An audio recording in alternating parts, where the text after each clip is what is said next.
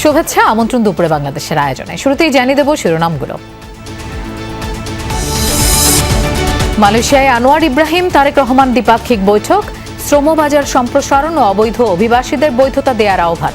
আসিয়ানে অন্তর্ভুক্তিতে সহায়তা চাইল বাংলাদেশ।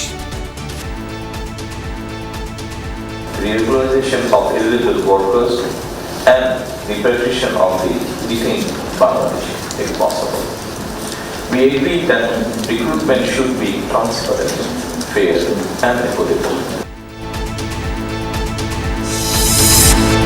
দালালদের মাধ্যমে নতুন করে দেশে ঢুকছে রোহিঙ্গা, ঢল সামলাতে ক্যাম্পে দোতলা ঘর।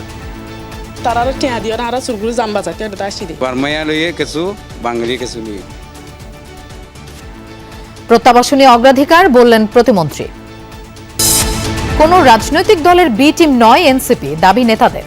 আওয়ামী লীগের ফেরার সুযোগ নেই, পুরনো সংস্কৃতিতে ঘুরপাক খাচ্ছে বিএনপি।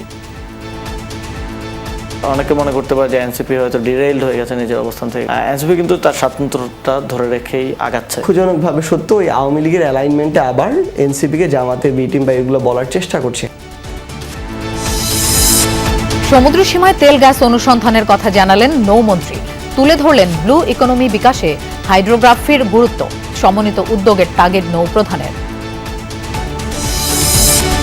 সুকুক বন্ড থেকে আরও 5,500 কোটি টাকা সংগ্রহ করবে সরকার। বিকল্প বিনিয়োগ ও অর্থের সঠিক ব্যবহার নিশ্চিতের পরামর্শ। সুকুক বন্ডের মাধ্যমে সরকার যে সমস্ত প্রজেক্টে বিনিয়োগ করছেন, সেই সমস্ত প্রজেক্ট যাতে দক্ষতার সাথে আসলে পরিচালনা করা সম্ভব।